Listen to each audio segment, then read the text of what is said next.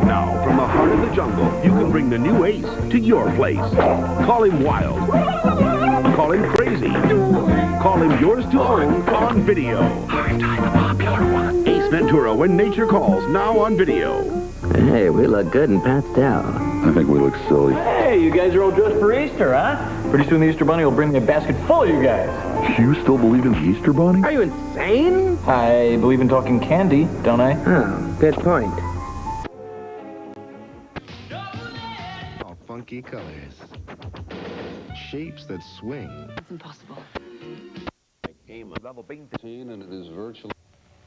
This episode brought to you by Disney. Remember, kids, when you make mistakes, don't fix the problem. Just throw lots of money at it.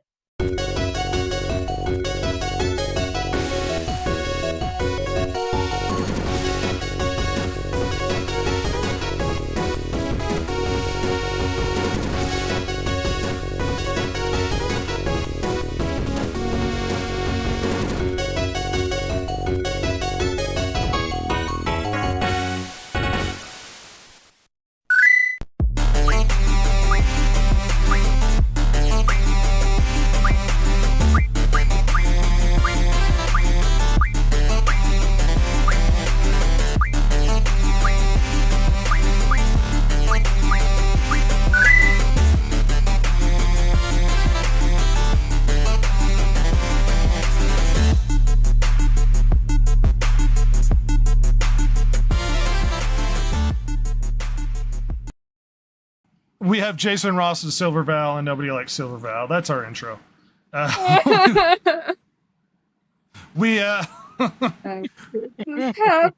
to me. Oh, shove it. Shove it, woman. How many people have you killed? Do you deserve... Well, I mean, considering what you've been doing behind the scenes, do we want to talk about the music industry? No, we're not allowed to talk about that. We're not? We have a cease and desist order. All right. You don't want Janine coming in here and... He only likes Silver Val. Yay!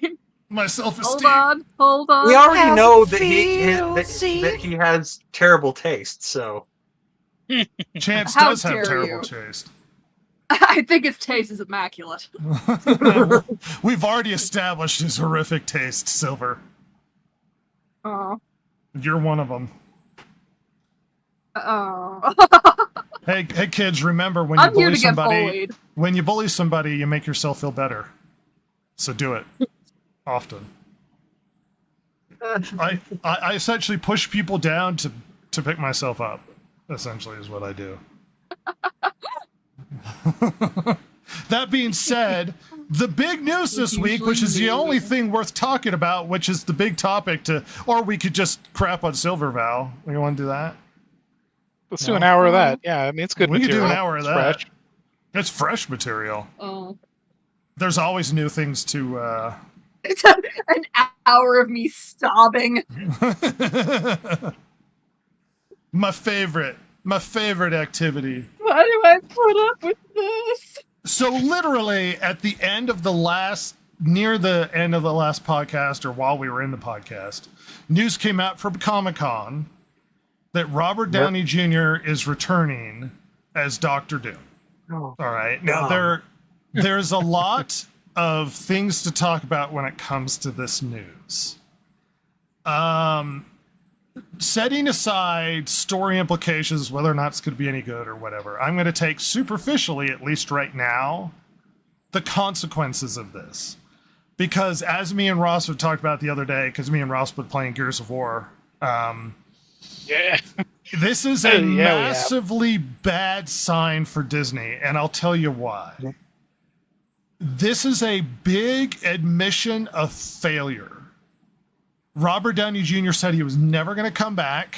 They were supposed to pick up and make their own movies and move on from the consequential death of Iron Man at the end of Endgame.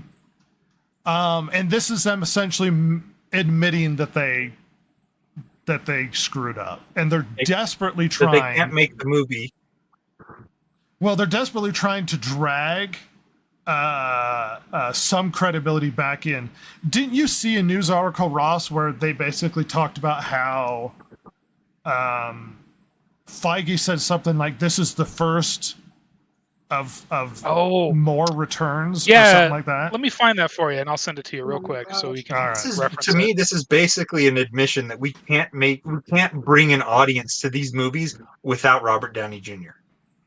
Well, not even we have no necessarily credibility. him.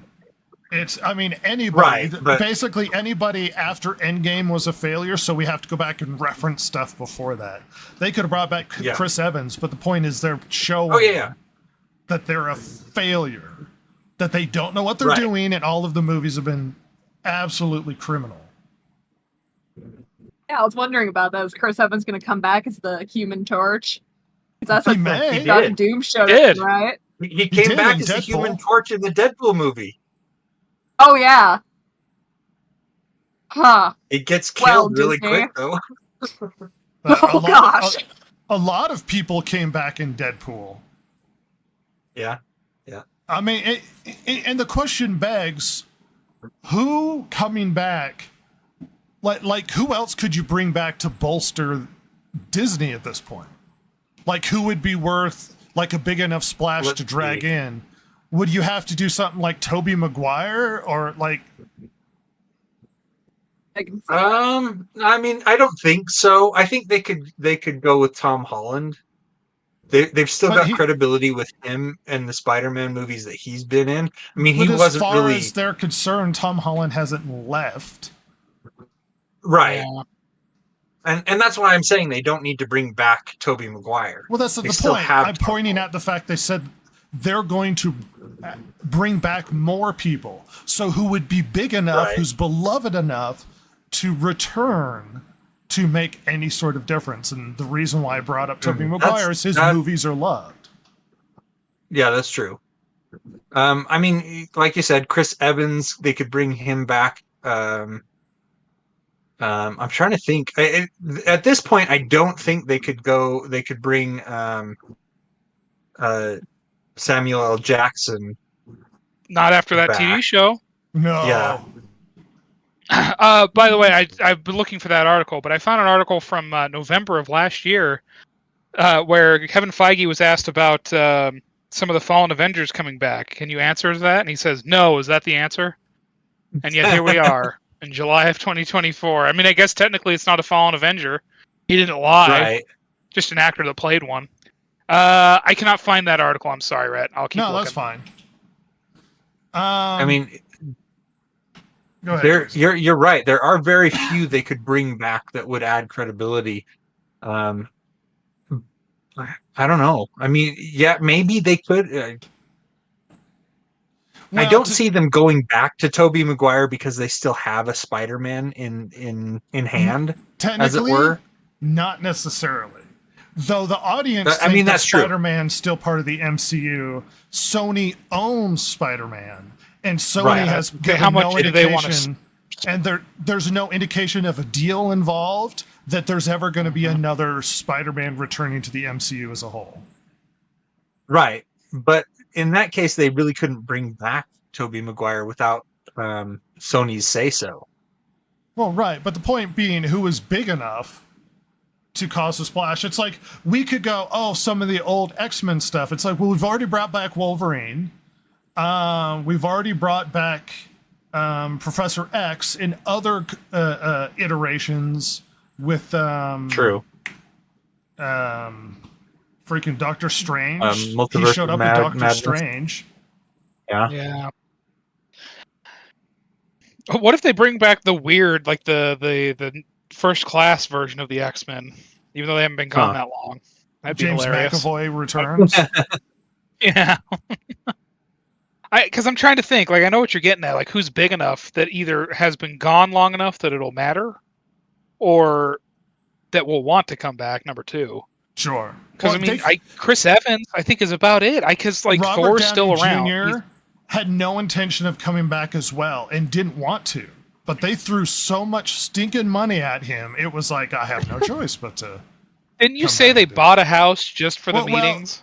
Well, we could have this conversation I guess we can talk about it now. So for clarification, as the story goes, for people on the inside, I don't remember the exact source, so treat this as a rumor. But essentially the word was that Disney bought a whole house so that they could have negotiations with Robert Downey Jr. and his lawyer. In the negotiations, let's push this back slightly. Jonathan Majors was supposed to be the big villain in upcoming Avengers movies, as the villain Kang. Yeah. But the problem is Jonathan Majors had a physical altercation with his girlfriend, and legally speaking and reputation speaking, he looked really, really bad. And so Disney was like, we have to do something else. So they, desperate, trying to find another option, ran to Robert Downey Jr. And the word is that this deal was put together something like 2-3 months ago. That they bought a house solely for negotiations so that they could sit down and talk to him about it. The rumor is, I don't know if this is confirmed from his contract or whatever, but basically the deal was that he refused to return if the Russo brothers weren't there. So the Russo brothers were able to ask for just absurd amounts of money. Let's remind everybody that the Russo brothers, though they directed some of the biggest movies in Marvel, also had a massive failure with things like Citadel and Gray Man and a few other things. So they're not as successful as they had been. But the Russo brothers deal is for $80 million for 2 Avengers movies. Oh my! So for $40 million of their budget's already gone in each of those movies. Oh that's not including Robert Downey Jr.'s paycheck. Robert Downey Jr.'s deal is supposedly upwards of $100 million for 2 movies. 50. So they're already at $90 million, just gone. Yeah, and that's they haven't done right. They haven't done jack yet. And part of Robert Downey Jr.'s deal no other actors. Included they might have other actors. Like a village of trailers. I think is the wording, where he has his own like town of trailers of stuff on set. Additionally, a private jet. Additionally, some other bonuses added to it. This tells me Disney was willing to give him anything he wanted to. Like, imagine Robert Downey Jr. walking in and being like, I've got all the money in the world. I don't need to do this. And they're like, we desperately need you back. And he's like, I don't need, there's nothing you could give me. What about $100 million and your own fleet of trailers and a private jet? And it's like, I guarantee you, he's got family sitting around going like, you better take this deal. Like, it's $100 million for 2 movies. Like, come on. Yeah. The thing is, though, like, can I just say from Disney's perspective, I mean, what else can you do, though? Because you were trying to build up this new villain in these not so successful Marvel films, but they were trying. And now you're back at square one because you have a guy you can't touch. He's poison. Yeah. And they probably looked at the Flash movie that was coming out and had come out, and maybe that, like, let's just see how that goes. Well, and it came out and it didn't do well. Number one, probably it wouldn't have done well anyway. But also, like, the star is poison. Yeah. Like, he's a freak. The thing is, though, they could have recast Kang. Look, it's one thing to recast Iron Man's little buddy, but whole ass villain. Well, the thing is, especially with Kane, they could argue that. I just wanted to say that they could argue that the multiverse changed him, kind of thing. It's like, this is the version of Kang where Kang he comes in, he destroys the previous version of Kang. This was the Kang we got. I'm not saying it would have been a successful idea, but this reeks so hard of desperation. Yes. And the next 2 movies, they have to basically mint gold to be successful at this point. They're already in the hole with the deals they made. Yeah. But just to clarify, Jason, the biggest problem with the Kang character, whether or not you liked the villain or not, is they've already had him lose twice in the MCU. He doesn't show himself as a threat of any kind in the universe. He lost to Ant-Man and his daughter in Quantumania, and he lost to Loki in the Loki TV show. And somehow he's still supposed to be show guy. He's still supposed to be a Thanos level threat.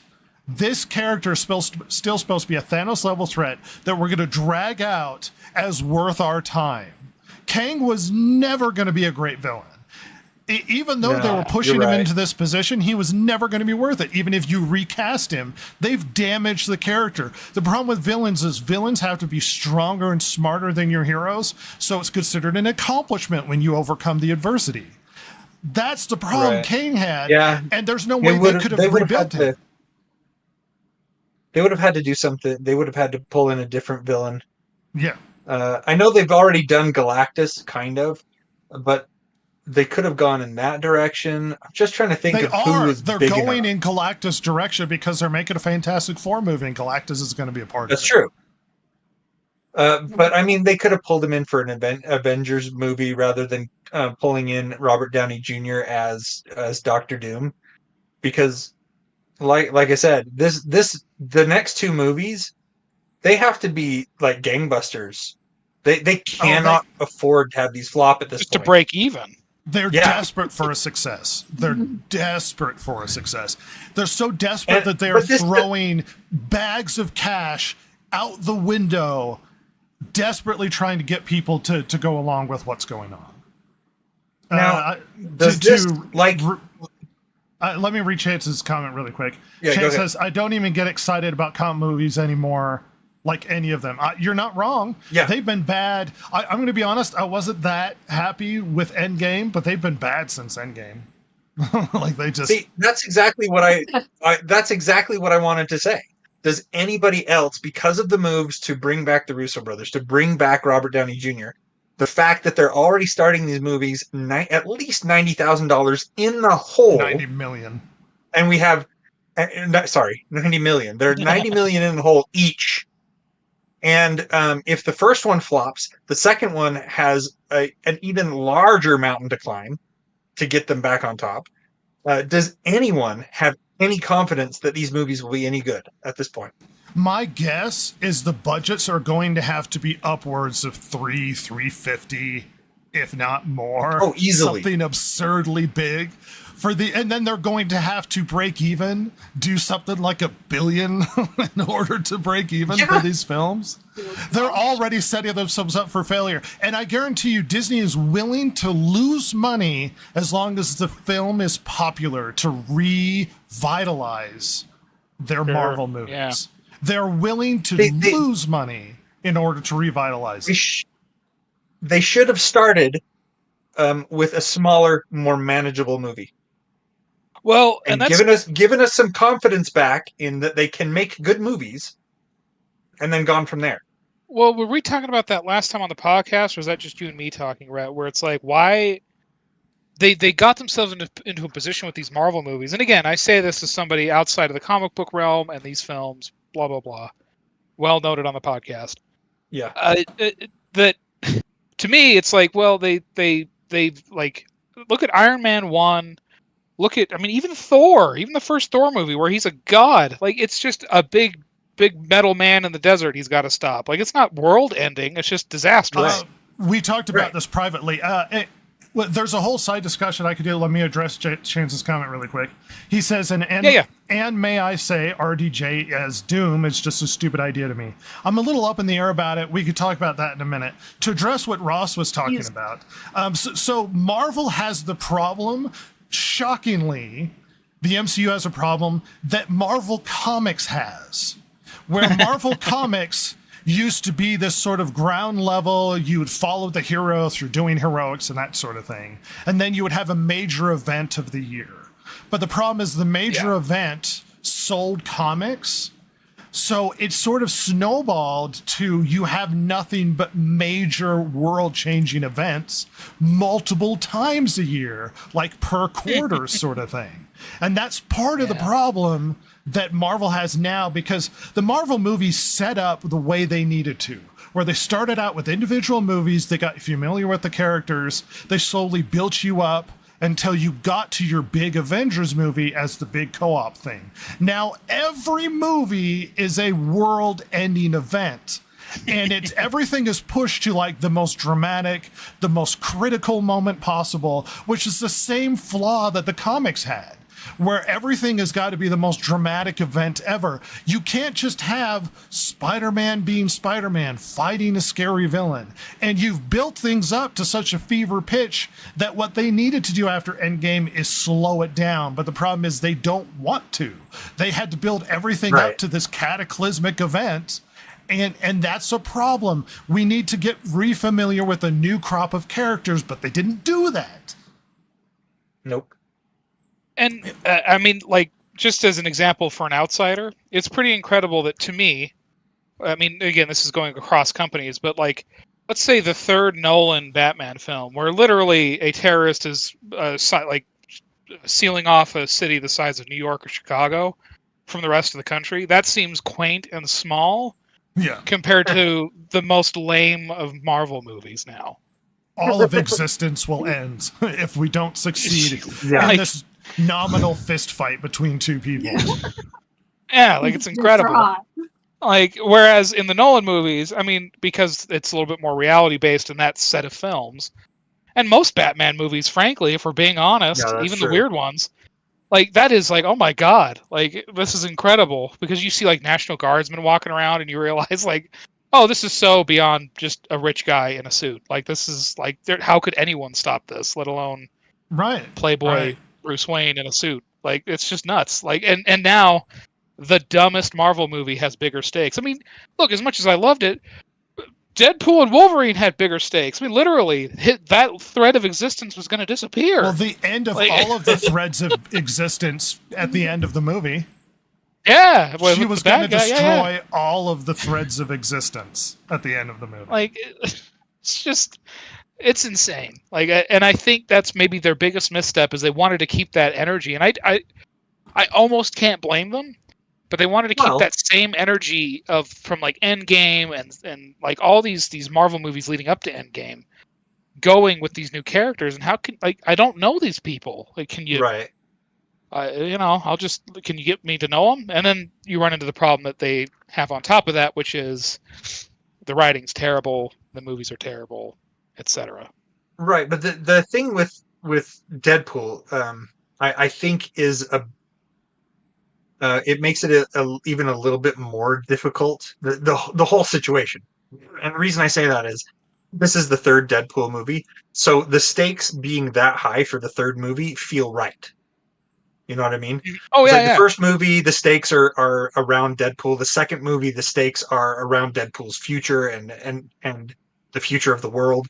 And then the third movie is the stakes are even higher. So that makes sense. That progression makes sense. Absolutely. But now we need to go back. If we do another Deadpool movie, it needs to go back to this being a Deadpool threat. Yes. Deadpool level threat. And then we need to build gradually up. This can't just be like Deadpool 4. Again, the world, the entire of the entirety of the cosmos is in threat again. We can't go to that. Yeah, and that's why it feels. Oh, go ahead. Well, I was going to say that's why it feels a little bit wrong, because it also is at the time when Marvel is doing all the other. Everything is under threat. The world is going to end if not just the world, but entire existence is going to end if we don't fix X, Y, and Z. And so it feels like it's a bigger problem than it is with Deadpool, where it's actually a perfect progression for the Deadpool movies at that point. Yeah. And like, didn't the first Deadpool movie? It's been a while since I've seen it. Literally, just start out with him wanting to get his face fixed so he could go back to his girlfriend. Yeah. Well, his cancer. With cure cancer and then fix. No, but I mean, like after he was a superhero. Yes, like once he gets fix his face. Yeah. like literally, it's vanity. And then just vengeance. Like it's just vengeance and vanity. And like, can you imagine if like? Sorry, finish your thought. Oh, I was just saying, can you imagine, like, I don't think they could let themselves make that kind of movie now. I mean, granted, that was Fox back in the day, to be fair. Yeah. That wasn't Marvel, Disney, but still. Well, may I remind us that this is the problem, to reference Chance and his horrific taste. This is the problem that the DC movies had, where they didn't spend the time that Marvel did by building up the individual characters. Right. The Snyderverse just rushed into immediately a big cooperative movie, and it failed. It fumbled because we weren't familiar with Batfleck. We weren't familiar with The Flash. We weren't familiar with Aquaman. I don't think Aquaman had come out by the time we got Batman versus Superman. No, it hadn't. And so they had to backfill and then do those individual movies later, and they were trying to rush it to keep up with Marvel. They'd have been so much better off if they just said, look, let Marvel do what they're doing, and we'll just make our individual movies, and then when our peak hits, we will be outpacing them. But they wanted to rush to compete. Let's at least go back and address the Robert Downey Jr. playing Doom himself, whether or not this is actually a good idea narratively. I'm going to be honest, this cheapens the end of Endgame to have him come back. Now, there are a lot of different reasons. Well, he was like the big emotional stake. It was Iron Man finally passing. He was the one that started the MCU, and he's ending. It was a big stakes moment.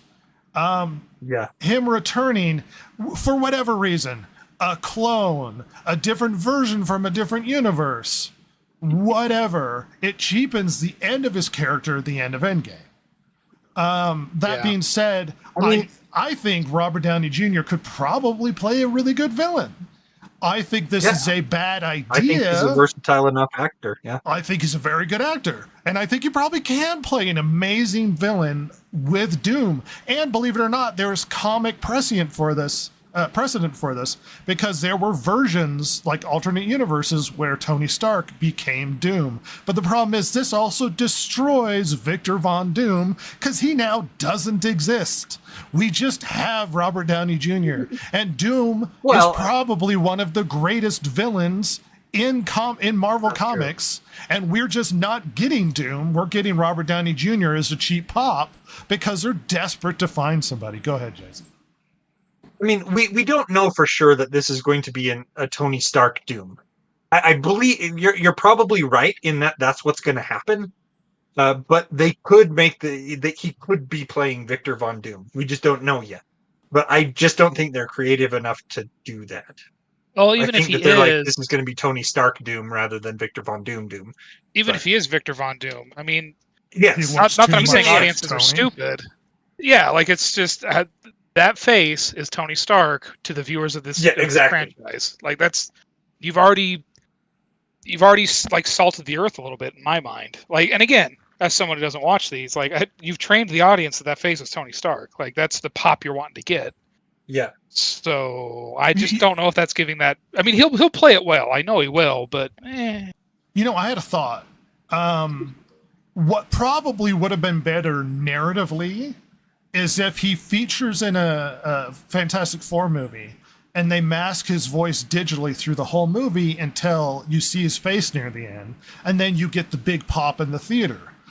But the problem is they revealed this at Comic-Con, which tells me they're desperate for excitement about future movies, which once again speaks to their desperation. Because it would have been better for the film that you don't know who it is until later, because they can mask his voice. They can give him a voice changer or whatever. Which I think doesn't that, I mean, if they were, I would wager they probably would have preferred to have done something like that if they hadn't been so many flops in, if that makes sense. Like if they'd only had a couple of movies do not so great or even just outright flop, they'd probably be a little more willing to risk some money on a film that to get that word of mouth pop. Whereas like now they're just so like, please God, keep coming to our movies. See, it's gonna get better. Oh my God, please don't leave. Like they're just like yelling at you from the door. Like, no, wait, don't go. You remember Robert Downey Jr.? You remember? Get in here. Huh? We all love this guy, huh? Oh, look at this slugger over here. Come on, don't go yet. Like, and they're just, whereas because they're what, 4 or 5 not so great receptions in on these films? Movies that lost money. lost big time, money. and not all of them from COVID. Like I know they'll try and stretch COVID out till 2030 for reasons why movies are doing terribly, but the reality is like that's not the case anymore. And there's been too many hits to use that excuse anymore. It's just it's too gone. It's gone now. I don't know. I would like the perspective of Silver. What are you thinking about the Robert Downey Jr. return? You think it's going to save everything? Oh, definitely not. I don't like how they're like you said, just, oh, look, he's Iron Man. Let's bring him back. That'll give us some credibility again. I don't think it's going to work at all. If anything, it's just more confusion. And yeah, they are destroying their own world, it feels like. You know, that's something I hadn't considered. It's probably very confusing to a lot of normies. Where they're sitting there going, what? Like, didn't he die? Like, I don't understand. Yeah, exactly. And if they're making them play like two entirely different people, then what?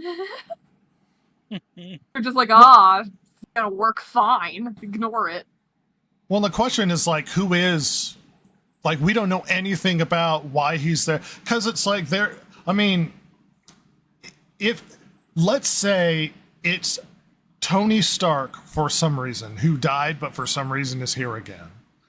It cheapens his death. It destroys the character of Victor Von Doom. And it kind of damages Tony Stark's character, who's now just a bad guy. Right. Very much so.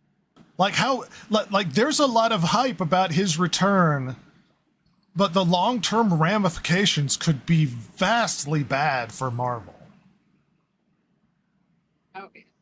And for the, like you were saying, for the normies who don't know anything about Victor Von Doom, I should say Doctor Doom, who don't know anything about Doctor Doom, and the fact that in the comics, in some iterations, Tony Stark became Doctor Doom. For the people who are in the know, they understand the multiverse and blah blah blah. But for those people who are normies, as you said, what we're going to get is super massive confusion from them. Going, wait, this guy died as a hero, and now he's a bad guy. What? Well, and that's just if he could have some sort of altruistic motivation, like you saw with Tony with Ultron, where he thought, in order to stop all of the violence, I have to create stuff to make sure, like create Ultron robots everywhere to be able to stop all the... Like, you could give him some sort of justification for trying to be a tyrant. And it could be interesting. We've been given those sort of motives previously with Tony Stark's character. He was on the other side of the Registration Act with Civil War. It's just you had this massive payoff with his death, and I can't emphasize this enough. Bringing him back really hurts his character, and it damages the previous movies. It damages Endgame with his return. Yep. The ramifications. Go ahead, Ross. So I agree. I mean, again, more from a normie perspective. Like visually, it's so confusing. I think it'll be very odd. I think it might get a pop. I don't know. As long as the movie just isn't garbage around him, they'll probably make some money. At least I hope Disney better hope so. But I don't know how, like you said, how long term that's going to work out. It's just so odd. It's such a strange choice. Like that visually, he will also be the guy, not just the voice. It's so strange. And with coming movies, we don't have a base of heroes to be fighting this guy. We've got nobody we're looking towards. And you might go, oh, well, what about freaking Falcon with the new Captain America? He's not Captain America, and that movie is going to suck balls. Like it just is. What about Captain Marvel? She does not want to come back. She's taken enough crap for doing Captain Marvel. Like, what are you going to do? We have heard nothing about the Marvel's characters. We have heard nothing. Do you remember Ironheart? We've heard nothing about her. You really think she's showing up? And well, it's like, what are they going to her. bring the people from the TV shows? Nobody's watched those comparatively. Ironheart came from the TV shows. I know, but like Moon Knight, is Moon Knight gonna pop in? How about She-Hulk? gosh. Everyone loves these people, Oh, right? no. Huh? Right. Oh. Well, and my We probably guess talked about is this in the last episode. Where like, what if they just reform the Avengers with these new characters, like Hawkeye's weird apprentice girl, She-Hulk, Moon Knight, What they're gonna have Madam to do. Web. well, Ross. Here's my prediction, which I see with the advertising, what's probably going to happen, which is probably what they should do, but I think they're going to fumble the ball. Is it looks like they're going to put all of their hope and the backbone of future Marvel on the Fantastic Four. It's the only thing that makes any sense. Yes, and they're the only ones that should build up the new future of Marvel. The problem is, I think they're going to suck at Fantastic Four. I think those movies are going to fail. And it's not just casting for some stuff. You can already tell what direction they're going with the new Fantastic Four movie. In particular, Silver Surfer is a girl now. Does that tell you this is going in the right direction? It's a giant kaiju monster with a cat face. Ah! On a tiny surfboard. You know what's funny? Of all of the superheroes throughout all of Marvel, you know who is the most protected by Stan Lee? Silver Surfer. Oh. Oh, I his- guess what, one movie appearance? Well, it was his own creation, Silver Surfer, and in the comics, he heavily protected him from damage, from change, from a bunch of stuff. Apparently, for some reason, Silver Surfer stood out as Stan Lee's baby. He did not want people to screw with him, and he's dead now. So, Lady Silver Surfer. Screw him. We're busting out Silver Surfer, pal. Well, and Silver Surfer had such a tragic backstory. It's such a good story for him to come around. Dead family, forced into this situation to be the herald of Galactus. I mean, it's a great premise for... Galactus should be a 3-movie character. It should be the doom of Galactus is coming. The next one, he's almost here. And the third one, we've all got to deal with it. Like, that's how big a character Galactus is. They can't do him in one movie. I don't think they should be able to do him in one movie. I'm not a fan of the casting that turned out. of Mr. Fantastic, if I'm going to be honest. Yeah? What? You haven't had enough of Pedro Pascal? No, no. he's in everything. Wait, they're bringing him? Oh, no, I didn't know that. Oh, no. Yeah. Uh-oh. Mr. No. Fantastic. Because everybody, Listen, when you I like him, but good God. he's not Mr. Fantastic. No. Mr. Fantastic should have been John Krasinski, who played him in the alternate universe with what you were gonna do. well, he appeared as him in the Doctor Strange movie. But Pedro Pascal is the new, and he sucks. He's just not. He's not Doctor Strange. Like he's in every movie now, every show, every movie. Pedro Pascal is in it, and I'm going to be honest. I'm sick of him. I'm. Yeah, he's in every show, every movie. Yeah, he was The Rock, where The Rock was in everything, and then we had Denzel Washington who was in everything, and it's like the safe minority guy who can be slotted into any movie, and it's just John Krasinski would have been a better. So yeah, Pedro Pascal's Mr. Fantastic, and that Fantastic Four movie, like as much as this gimmick with Robert Downey Jr. to reboost sort of the universe, that Fantastic Four movie desperately needs to be good. And it is not a good sign when you start DEIing your film and dragging in alternate genders for some of your massive main characters. That's not a good sign.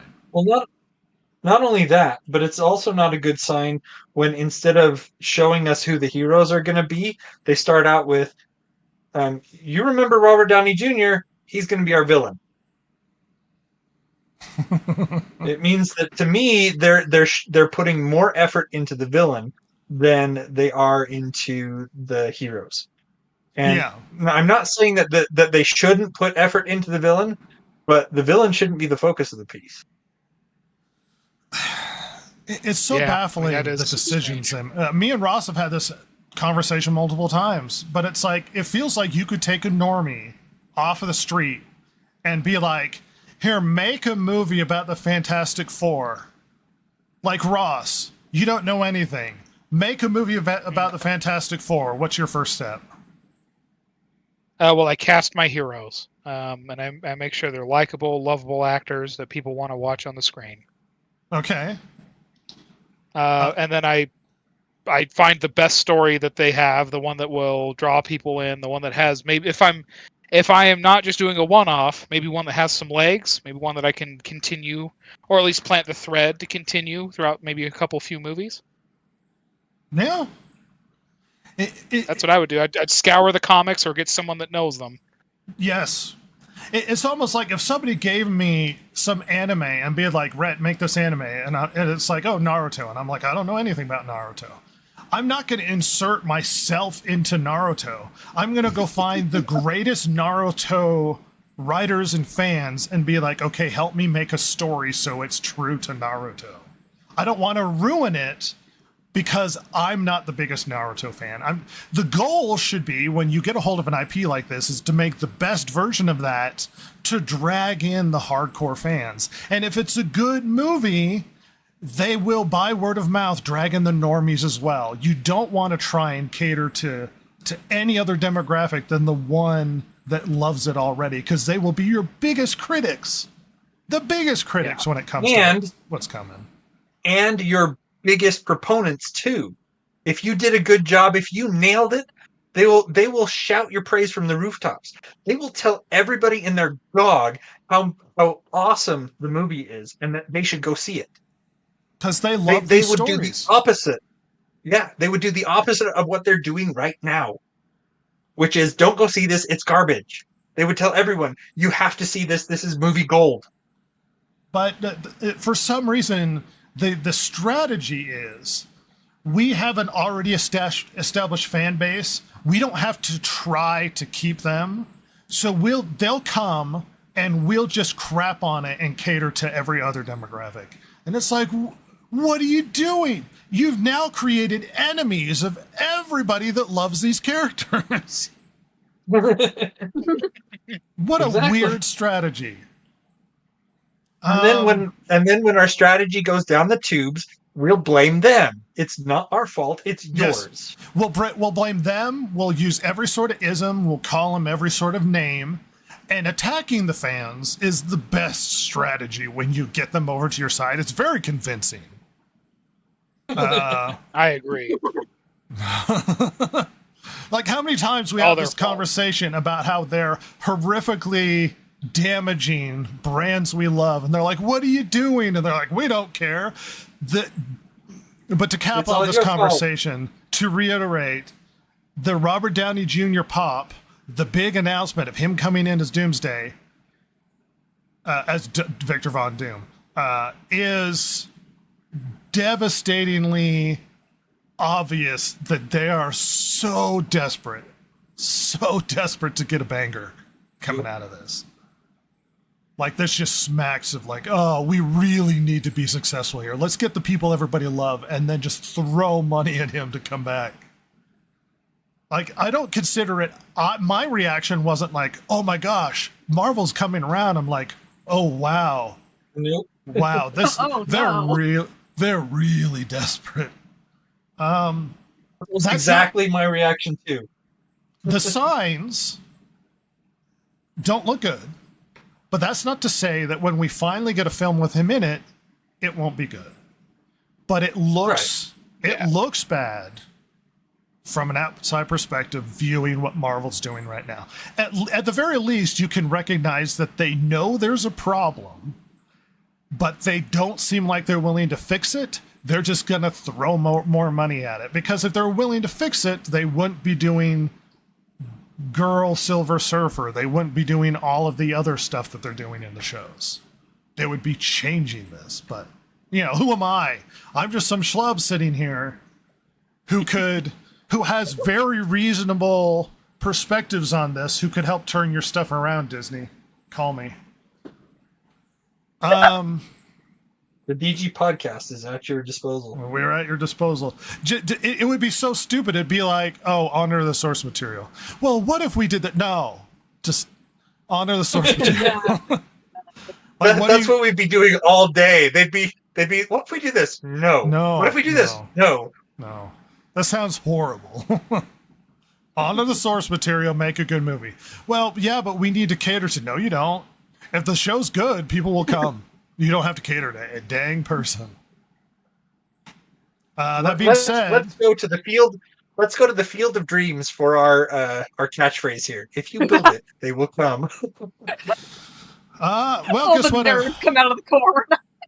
Yeah, it's an interesting time for Disney. It's a big piece of news if you're following the Marvel movies. That being said, we do need to run to the bathroom because it's the news dump. The Distracted Gamer Podcast's big steaming pile of news dump. That's right. That was Chance sitting on the toilet, ready to drop a deuce. Forever enshrined in our podcast. Forever enshrined in our podcast. I was super ready for this. I was gonna bring this up during the initial discussion, but I didn't. I've got way too many things to click on. There was an article, as I slowly drag out the time. There we go. There was an article from the Wrap. Oh my gosh, I lost it. There was an article from the Wrap talking about superhero fatigue and the lack of interest and hype for future superhero movies. Apparently, the conclusion going to Comic-Con was it's about quality, not quantity. I would agree. Ross has a different take that he thinks people are just tired of superhero films. I think there's a case of how can I miss you if you won't go away, and we've had a decade and a half almost of just superhero spandex in your face constantly. I think it doesn't help the movie suck. I think that's ushering its end sooner. But I do believe that it's gonna. I mean, how can you? Eventually it gets old. It probably would have helped, at least from your perspective, if they slowed it down to build up again. Oh yeah, weren't they releasing 3 of those movies a year at one point? Yeah, something like that. Yeah. Yeah, I mean that's a lot. That's a lot of that media at one time. Now you could always go the Star Wars route and release a movie every 2 years that are just terrible and burn people out that way. But the original release schedule for Star Wars was 1 a year. You would do one main movie and then in the interim do like a character movie like Solo or whatever. But the character movies failed and then the big movies failed, and so Rogue One did good, and that was the one in between that did good. At least The Last Jedi made him money, I guess. But after that, I mean, I guess even the Rise of Skywalker made money, but nobody talks about that movie, at least not positively. It was immensely damaging to the brand. Oh, and by the way, the first Star Wars movie to lose money is Solo. It lost money. Yeah. Only the most popular guy on the movies, but whatever. And an interesting aside, Jamie Lee Curtis said that the Marvel movies are really bad and then had to backtrack because apparently somebody in the studio didn't like her saying that. Well, it was funny. I just was reading through this. Apparently they asked her what phase the Marvel movies were in, and she said bad. Yeah, but you can't. Is she on contract with them? I don't know. Why would she care? How does she not have enough money to just go like, yeah, I don't care. I'm old and I don't care. Like, go away. She suck. She's an industry shell. At one point they were good. Now they're bad. You can't have honest opinions in Hollywood, Jason. And that's what's so funny about the realm that we exist in as a podcast. And this might seem shocking to you because we don't have a massive voice or anything. But the media can't be honest about what's going on in Hollywood and the quality of it. The reviewers can't be honest. The celebrities can't be honest. Hollywood can't be honest. Everybody's shilling for these things because everybody's got money in their pockets and everybody's got they pay for reviews, positive reviews with things like access and being able to go to films early, and like it's a whole massive scam. They manipulate the numbers on their websites. Lest we forget, Rings of Power had massive manipulation on the website where people were just review bombing it because how much they hated the show. Or lest we forget that Rotten Tomatoes manipulates the numbers when it comes to reviews on their website. It's all just a giant conspiracy, and you're not allowed to be honest, which is why a lot of these people attack what is essentially YouTube channels and podcasts, because they're not in the industry and they don't give a shit. So they're just flinging mud, and then they come out to be like, oh, well, the grievance industry. And it's like, we're the only ones telling you these movies are bad. Like, you're not going to get that from any of the mainstream sources. Like, they need access. They need the studio to be able to send people to do interviews. If you say something negative, Disney's never going to let you talk to these people again. That's true. That's why, Which is really, well, that's why YouTube channels really, are blown really bad up. Because they're the only ones honest about what's going on. Sorry. It's really dumb. Let's move on to our next story. So, Jason, were you aware that Batman Cape Crusader came out? Yes. I was aware just because I'd seen some things about it. I've seen some things that I'm like, this is the greatest thing since sliced bread. And I've seen some other things that were, don't see this, it's terrible. So I don't know what side to fall on. I haven't. Oh, it's really bad, Jason. Just to give you some clarification and everybody some background, this was a show that was made and shopped around to WB so that could go on something like HBO Max. And they turned it down. But HBO Max let them shop it out to other places. And because Amazon has infinite money, they bought it and put it up on their platform. The original intention, because Bruce Timm is a part of this, Bruce Timm, who worked on the original Batman animated series, the original intention of this was to be a continuation of the Batman animated series. That fell apart really quickly. This stopped being any continuation of the Batman animated series a while ago, and there are stories talking about how that was kind of a shock that it wasn't. So this ended up being its own thing where they reinvented characters and DEI'd the crap out of everything, and it's genuinely bad. I can tell a few things where they spent a lot of time not with Batman, with a lot of ancillary characters. They've race swapped and gender swapped a bunch of stuff. Harley Quinn is Asian and kind of chunky now. Barbara Gordon is black, but with red hair for some reason. Jim Gordon is black. There is I saw the Penguin is now a woman and is considered one of the most sexually desirable women in all of Gotham for some baffling reason. I've seen Penguin. I've seen what they've drawn of Penguin. That doesn't look like a woman. It's a lady. It's supposed to take place in something like the 40s, and it looks like Oswald Cobblepot with lipstick. Nah, that's a hot Oswald Cobblepot. You have no idea. And most of the response coming back from this, I couldn't watch it. I started, but most of the response coming back from this is just people hate the show. It's everything you hate that they're doing with things you love, where they're changing everything about it. They're mixing the characters around for political purposes, for forced diversity, and they just damage the stuff you were previously into. So, go figure. You remember that show that everybody was hyped about with Henry Cavill, the 40K show? Well, apparently it's no longer guaranteed that this is coming. What a shock. Yeah, there's a myriad of reasons that could be the reason. Some people have speculated that it could be attached to the fact that Henry Cavill is not happy about the direction they want to take it to dishonor the lore or some such thing. So it's up in the air now, according to sources. We'll see where that goes. Do you think Cavill's going to get a reputation of being hard to work with? I mean, are we Yeah. seeing the strange spiraling of his career in this sense? I mean, they gave him that reputation in The Witcher, or tried to. Well, and look, the reality is the reputation you get in the industry is the only one that matters. Yeah. As far as getting work.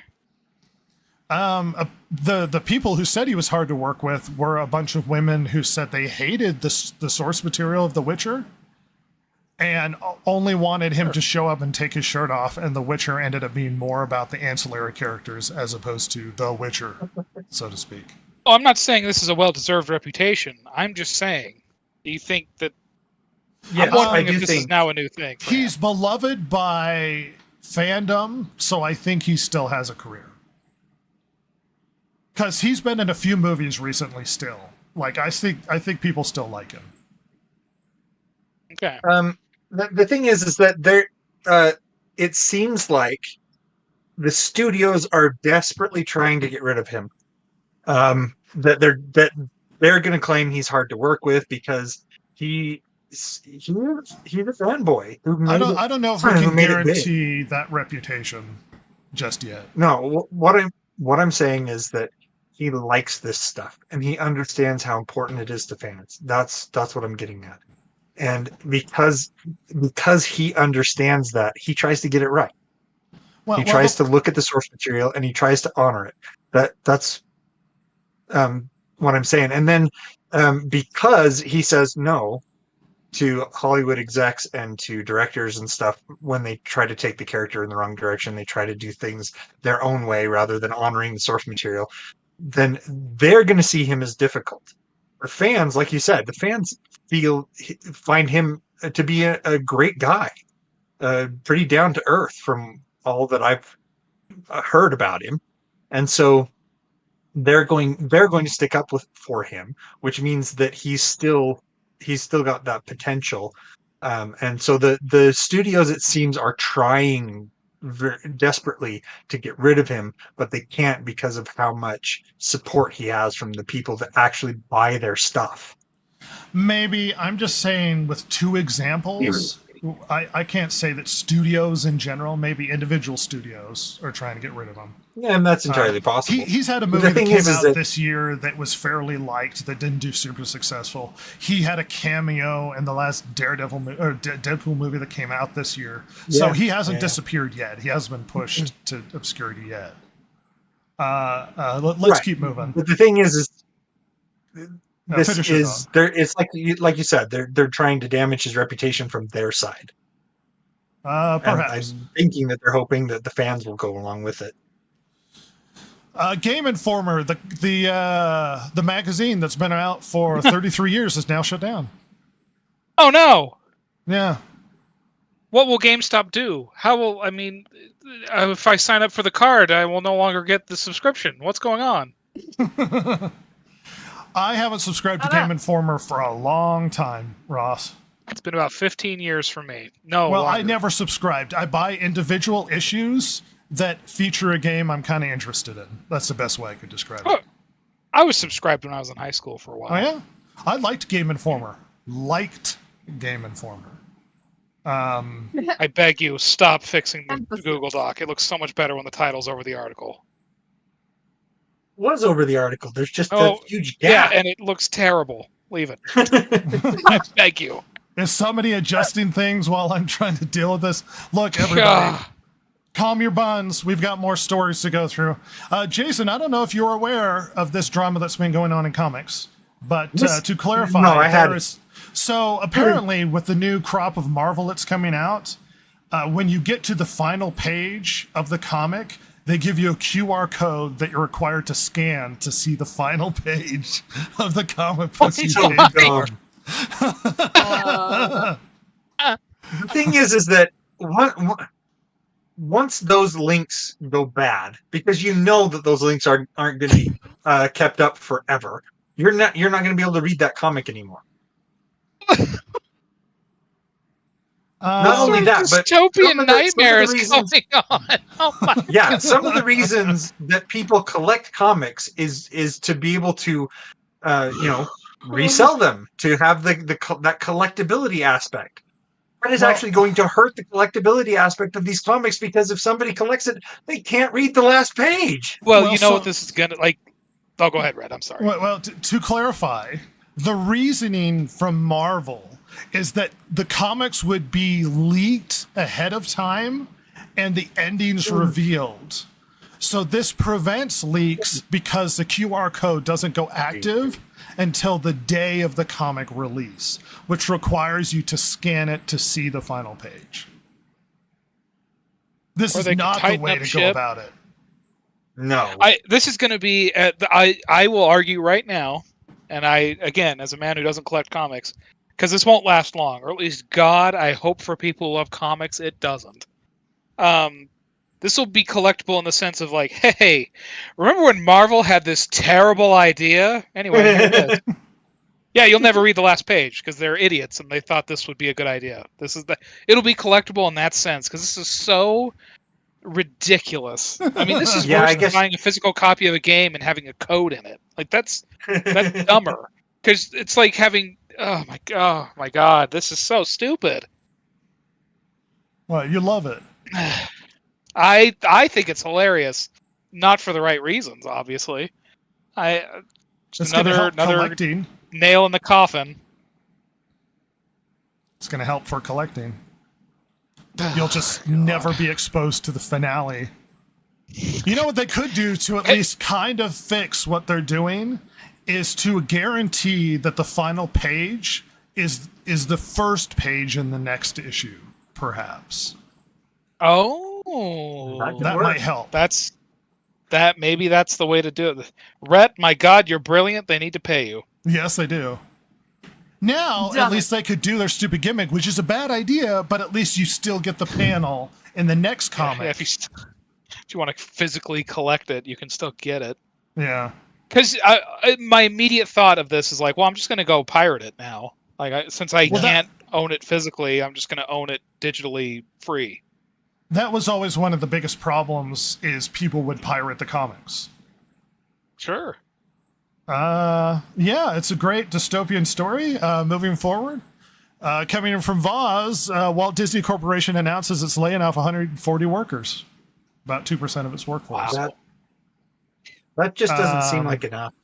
60 of them coming from National Geographic. Oh. If they own National Geographic, God damn, what do they not own? Everything. God. Oh, everything you love nightmare, is under the auspices of the mouse, Ross. The mouse is all seeing and all knowing, and you will speak well of the mouse. Elsewise, bad things are happening. The great Disney Empire, if you will. Oh my God. Moving on. Oh no. Bungie reportedly is going to pull the trigger on layoffs regardless of the final Shape's success, the last DLC for Destiny 2, due to leadership under-delivering on financial promises. There has also been a lot of criticism about the 220 employees that are going to be laid off, because the CEO apparently is really into vintage vehicles and spent $2.4 million on stuff. To clarify, this is his own money. So this is just people going, oh, he has millions to be able to buy vintage vehicles, and we're firing people. But it's like, he can do what he wants with his own money. You don't know where he got it. Maybe he saved it up. Maybe he's a really good investor. I get the cynicism of, oh, you're firing a bunch of people when he could afford vintage cars. That being said, the company has made horrible decisions anyway. But Ross? If I recall, Pete Parsons has been there since the beginning. Yeah. He's like since 2002, which is not the beginning of Bungie, but it's like that's just after Halo 1. So I mean, he's been collecting the Microsoft and Bungie checks for a long time, and I guess now Sony. It's really interesting to me that this is happening after they cut a deal with Sony. You would think that would prevent that, but of course, as mergers go, this is not really a merger, but corporate money comes with strings, and those strings are attached to people who are uncaring and unknowing. Moving on, apparently the rumor is that Flintlock is going to see massive layoffs after the release of their game. The Flintlock isn't the developer. The developer's A44 Games. We do have some specific information. Apparently about a week after Flintlock released, they lost 70% of their player base, which was already an abysmally small number of players. So 70% of them. And I bet they didn't finish the game. I guess not. They beat the game and they're done. They didn't finish the game and were over it already. That's bad. Holy cow! Now, quick. Not somebody who's played it, and I can't qualify to the quality of the game. But it seemed it advertised to me, "Hey, this is another Forspoken," and it's not up my alley. Yeah. Was this? I mean, because this is not the first game that was a day one Game Pass item to not do well. I have to wonder if this keeps happening with decently sized games. I mean, are people going to stop? I mean, unless they're owned by the Gates machine, are people going to want to be Game Pass guys? I mean, this is not. I mean, this is not the first time this has happened. Now, well, to clarify, sort of the current. Here, I'm going to shift to semi-political. We're not a political podcast, but it seems like the reputation of a bunch of games that have come out recently and seem to be coming out is that there's this massive DEI emphasis with the whole Sweet Baby Inc. and Gamergate 2.0 and that sort of thing. And that in reaction to this, that a lot of players are basically knee-jerk rejecting games with any stink of DEI in it. And whether or not that's fair to Forspoken, once again, I don't know if the game is good or not.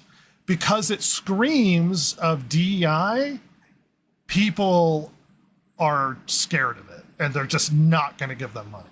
And even if it's free on Game Pass, they're simply rejecting it because they're not interested. And I don't think going down that route to please investors and a small percentage of your consumer base is going to pay off, because it looks like it isn't. That the vast majority of your audience seems to be rejecting this style of gameplay. Once again, I don't have a problem with the black female character, but it seems like you're advertising it as a DI sort of, how would you call it? Like a DI-ish signaling game, if you will. yeah, it has that vibe. It has a vibe. Something Jason might be interested in. So we've had a lot of discussions about Doctor Who and how they're going in awful directions. And then we've said, oh, they're going political and woke. And the response has been, they're just trying to make good Doctor Who. Why do you have a problem with the direction they're going? Literally everything we've said about the direction that a lot of media is going, movies, video games, comic books, all of this, he has flat out said, Russell T. Davis, that the message is more important than Doctor Who himself. That's why they make these the way that they are. That's why these things are woke. You might say, it's like, well, what, you don't like good games? It's like, they're not making a good game. They're making a game with a message. And he deliberately says the message is more important than the show. Yeah. And has said Doctor this Who is dead to me and has been for quite some time now, since before the current season. Now here's the thing. Doctor Who died and was not regenerated, in my opinion. You may agree with his politics, and you may think that it's important to express these political opinions. I have no problem with that.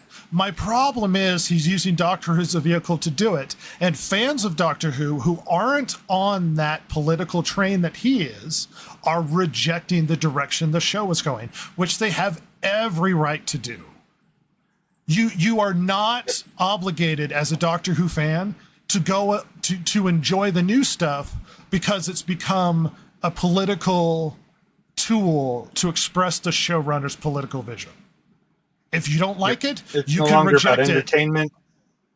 It's no longer entertainment. And it seems like it being the worst rated and viewed Doctor Who of all time, that fans of Doctor Who are rejecting the message because they just want to watch a fun Doctor Who show.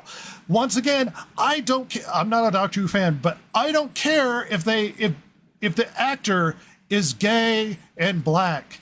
My issue is him being gay and black became more important to the character than the story of who Doctor Who is. His sexuality and his color seemed to be the linchpin storytelling aspects of making the show, rather than simply making a good Doctor Who. If they were smart and trying to be subversive about exposing people to perhaps different, more diverse characters, they should have made a bog standard down the road Doctor Who with a black person, so that people could have gotten used to change. But instead they went full hog in how they were doing this anyway. I got my rant out. Yeah, it's terrible. They should have canceled the whole thing again before it even got to this point. But there's too much money behind it. Yeah, the purpose of the article, bringing up the article, is saying, hey, look, they're just saying it out loud. The message is more important than whether or not Doctor Who is successful, which I'm sure that's something that people that pay for the show really want to hear. Yep. Hey, we're here to give you money to express your political perspective. This is a Jason story, Jason. Yep, this is Jason's story. So I found this, apparently the lead for the Star Wars Outlaws is painting us again as bad faith actors, and that the discourse around the looks of the protagonist here, Kay, are not worth engaging with. So it's just another article where we're the bad guys, and you know, our opinions don't matter, and we're just not. It's not even worth it to them. And this is why this is going to fail, because they have no sympathy for us. One of the things that I found really interesting in this article is down in one of the paragraphs. He comments and says that their purpose was to make the very best game they could. And I'm sitting here thinking, well, that looks like a middle-aged mom as the protagonist there. Maybe you should have spent more time and would have made a better game if, you know, the protagonist wasn't a middle-aged mom. I could be wrong there. Not just how the game looks, because you could reserve a lot of, I guess, opinion because you haven't seen the game yet. But they proudly released gameplay video, and the gameplay looks really bad. Yeah, it doesn't look great. Yeah. To clarify, there's a video online of one of the stormtroopers shooting at a wall. God. Okay. Just to remind everybody that they've spent more money on advertising for this game than any other game Ubisoft has made. Just to remind you. I did read something. I didn't include it here because I didn't really think it necessarily warranted it. But there was a guy who had reviewed Outlaw when it originally was reviewable, and you had like 10 minutes to go through a scripted thing, and then you're done. That's all the time they were giving you for it.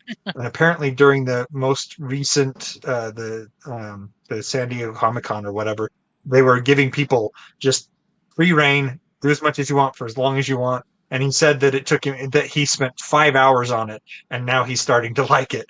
I'm like, it took you 5 hours to start to like this game? Wow. I would have quit. Word of mouth seems negative towards this thing, so it doesn't look good for the future of Outlaws, but we got to keep shoving. Yeah. Okay, so Logitech, apparently they're trying to get to a place where we have what's called a forever mouse. It means that you buy a mouse from them. It's really stupid. And you pay them a yearly subscription, and they update the software and parts on your mouse. No. I hate the world we live in. What is Ross happening? loves the future. I was just talking to Rhett, a couple weeks ago about how I missed the days when you could just go into the store and buy a thing of software, and that's the version of the software you have.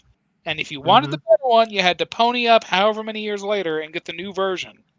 Now, doesn't matter. Now they're trying to do this with your hardware. Well, now I got to subscribe to get software, and now they're doing it with hardware. This is horrendous. Subscribe to your mouse, and then they just keep it updated. subscribe to my toothbrush, subscribe to my kitchen sink, subscribe to my bookshelf. Like, what's happening? And this is so not the way you want to go with hardware. No. So not the way you want to go with hardware. Because the company that comes out and says, buy a $10 mouse from me, and when you need a new mouse, come buy another $10 mouse, is going to succeed over this one, because this one is going to be so darn expensive. And compare this to Rolexes. Well, Jason, maybe until Logitech buys all the other mouse companies. Yeah, exactly. Or at least the factory where they're all made. They're not gonna, yeah. Maybe you could do like the free is like 30 buying days. The Rolex of mice. Well, maybe you could do like the trial version and then just not renew. and then when the trial runs out and you can't click on anything, they shut it down. It won't let you use it. Yeah.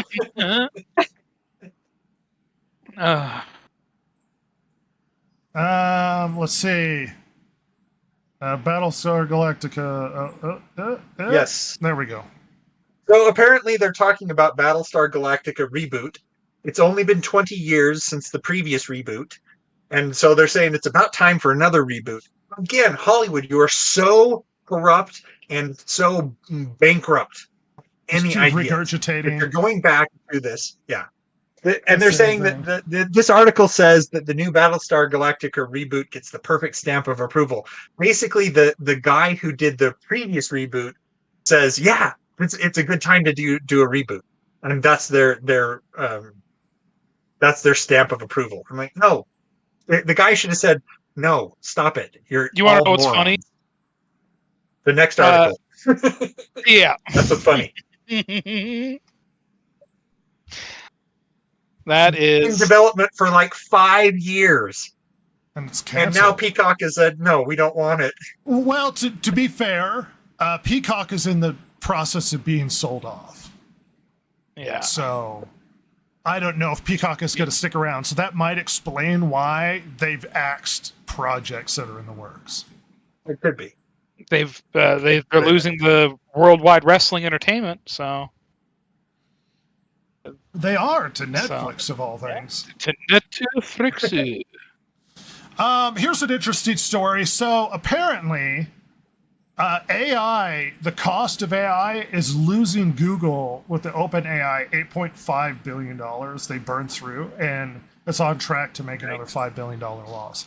To clarify why, costs for generating, for testing, for maintaining is apparently horrifically expensive. And there have been billions of dollars in losses in maintaining this. And on top of that, investors don't see a return because the stocks are not doing well for AI. There was an initial hype where people flooded in, but they have been slowly bleeding since the initial. So you're not going to get fresh money into AI. So it looks like AI development based upon this is probably going to start to slow because investors aren't flooding to it because they're not being as successful. The expectation was you would be able to replace a lot of menial stuff at works, at different jobs. And the cost is apparently immense for maintaining AI. Additionally, Microsoft has lost a staggering amount of money on AI as well. Investing, unsurprisingly, most of the $19 billion were related to AI that they have lost in capital ventures. Half was being used for building out and leasing data centers. So I had no idea it was so expensive and that these companies were losing money. Now, maybe this is an investment for long-term future. It's going to have to be. But because investors are shying away from AI as an investment strategy, it's probably going to slow development. It won't go away. But the initial burst of AI is probably going to backtrack to some degree at this point. I mean, this could be in a way somewhat like Amazon was. It was very unprofitable for years. Just an aside, the comic book industry seems to be doing really poorly, and this is a story I wonder why. that happens every year. But it looks like retailers are reporting a 69% reported loss of gross sales, 54% reported sales less than 300,000, and 18% reported gross sales over 1 million. I think year over year, the overall is something like 73%. See, sales of new comics are down 73% in 2023 versus 2022. Down. Down 73% from the 2020. They were bad then. Oh Yeah. no. Comics in a massive decline. This is Every what year happens when we you take report yourself this. too seriously. Well, every year, I mean, not us, but every year there's news articles about comics are going down, and they still haven't collapsed. There is going to be a collapse of the comic industry to some degree. It seems like Marvel Comics is probably propped up simply because of Disney money, but it is not returning them money, not on the investment. It's a failure. The only reason why I see Disney maintaining Marvel Comics is as an IP, basically mine, to be able to keep mining the IP that exists so that they can think up stories and then they could just pluck out ones that they like. So not a positive direction things are going. Oh, by the way, it looks like Deadpool and Wolverine. I think at this point the number is something like worldwide 600 million. Yeah. So Deadpool and Wolverine seems to be the big, the massive success that we all seem to realize it looked like it was going to be. Goodness, what everybody! Will Disney learn from this? They're not gonna. We've had a podcast. It's been a thing, and it's been a lot of fun. The podcast has been fun today. I had fun. Yeah. Who knows where Marvel goes from here? Jason, final thoughts? Down. My final thoughts is that I shouldn't say we're just coming into it, but we are seeing more and more just how bankrupt and corrupt Hollywood is. That they're just full of, yes men patting each other on the back, telling each other, oh, we're going to do great with this, rather than having someone say, no, this is stupid. They need, Hollywood needs that American job that the Japanese have, where it's like the American guy's job to say to the boss, you're doing something dumb, where all the rest of the people in the office wouldn't dare do that. Hollywood needs that guy. But my ego. Well, they need the cliche evil capitalist man, just guy with cigar, and then people are like, we're going to do this, and he's like, is it going to make me money? And they're like, no, and he's like, well, then we're not doing it, and then that's it. Like, they just need guy who just cares about the bottom line. It's like, make a thing that they want to see. Yep, that's what they need. Ross, closing. Once again, corporate America is, I guess corporate worldwide, is hilarious and always entertaining with the choices they make and the things they pursue. I feel bad if you love comic books. Well, as an aside, as you pay attention to more and more news, you realize that corporate America doesn't necessarily know what they're doing, and it's just gross incompetence across the board. Oh yeah, and unfortunately, not just reserved to the entertainment sphere. I wish it was, but no. Sadly, it's all of it, and that's really sad and kind of scary. Because if it was just the entertainment stuff, oh, that's great. But yeah, I don't know. It's sad to see. I feel bad for the people that are getting laid off or that are losing their jobs because of these poor decisions and lack of forethought. But boy, I love seeing people that are supposed to know better scramble. Pikachu shocked face. Yeah. What do you think? Sport, camper, slugger, champ, buddy. Let it die. Let it die, Disney. Let it die. Please.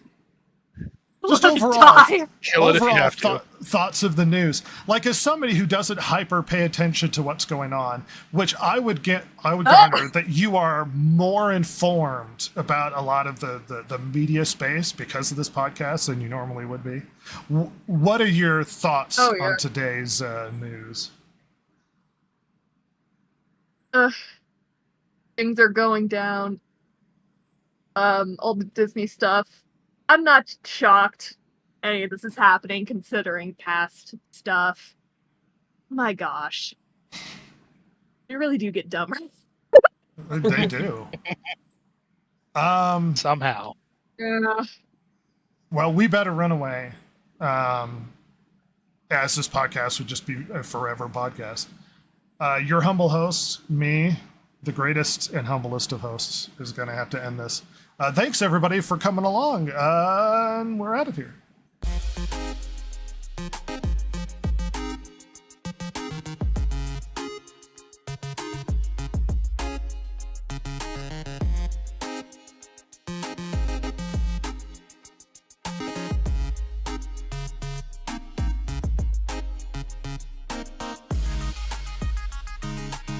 If you like the show, follow Rhett, Jason, Ross, and Silver, the world's most lethally stupid internet personalities, on Twitter at DGPodcast or on Instagram at DistractedGamers.